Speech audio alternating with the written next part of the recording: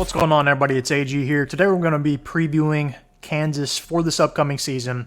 Got a pretty good roster coming back. A really good year last year for Kansas. The Big 12 is frankly wide open. No reason Kansas can't compete for the Big 12 championship this year. Really good year last year, like I said, 9-4 overall, I believe, and finished towards the top half of the Big 12.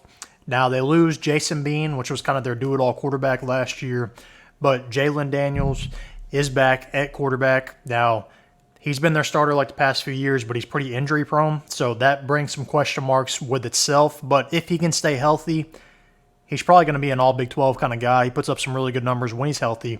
They've also got back Devin Neal at running back.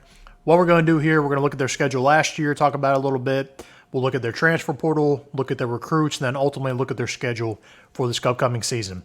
But last year, you can see it on your screen now, pretty good year, not really any bad losses. Texas, Oklahoma State, both those teams made the Big 12 championship. Texas Tech, always pretty feisty as of late. Kansas State, a top 25 team. So not really too many bad losses there. Pretty good year under Lance Leipold, I would say. All right, so let's look at their recruiting rankings. All right, they're ranked 43rd currently. Really good recruiting class for Kansas. Anytime you can get in the top 40, 43 at least, that's pretty dang good for Kansas. But as far as it goes, they've got a 4-star coming in, then a bunch of 3-stars that should be able to contribute probably down the line at some point, I would say. But transfer portal-wise, they add some interesting pieces. All right, they've got a lineman coming in, offensive tackle from Michigan, edge rusher, DN, 4-star from Michigan State. That should help out. Wide receiver from Syracuse.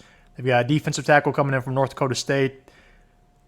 They got a guard coming in. They've got a safety from Utah State, another guard from Iowa State, an edge rusher from Youngstown, and then a tight end from Iowa State as well. So they're kind of surrounding not only Daniels with more weapons, whether it be tight end or receiver. They're also bringing in guys on the interior offensive and defensive line, which should really help beef this team up because Texas and Oklahoma are gone.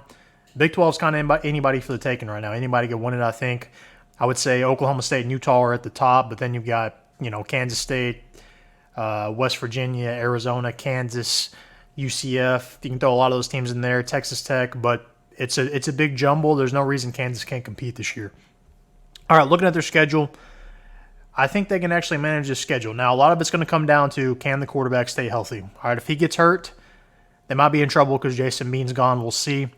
But having their backfield back is definitely going to help them experience-wise going forward in the Big 12. Now, Lance Leipold, we know there were some rumors he had some offers in the offseason or at least interviewed for some other jobs, but he's back. So can they rebound and build off of last season? We're going to find out. But let's go ahead and break it down a little bit. Schedule-wise, all right, Lindenwood, first week, that should be an easy win. That'll put you at 1-0.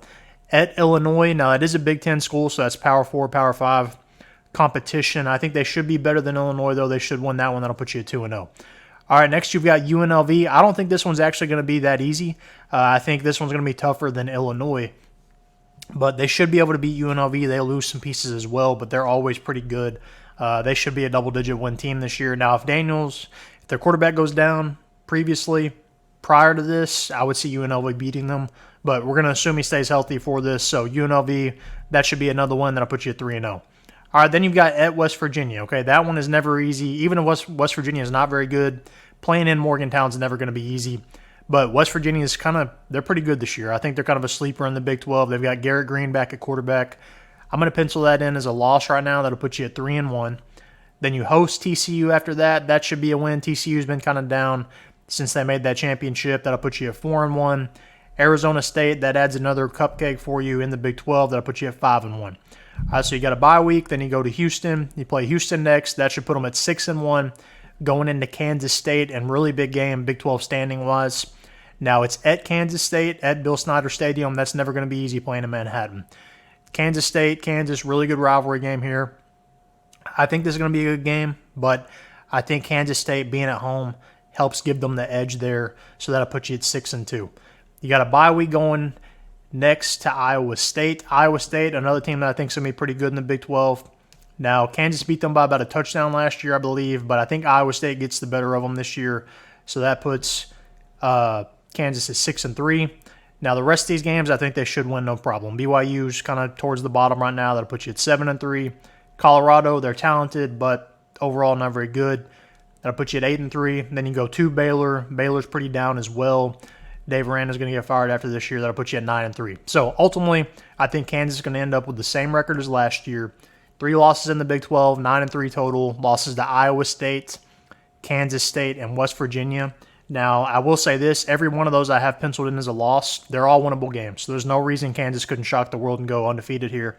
As far as the other games, unless the quarterback goes down, I really don't see them losing any of those games. Besides, UNLV would be the closest one I could see them losing. But other games in the Big 12-wise, TCU maybe. But really, besides that, I don't see them losing any games. So right now, I've got them at 9-3, but easily could see them winning more than that. But what do you think of Kansas going into the next season? What is their record going to be? What do you think of them? Let me know. Comment down below. Make sure to like this video. And most importantly, subscribe.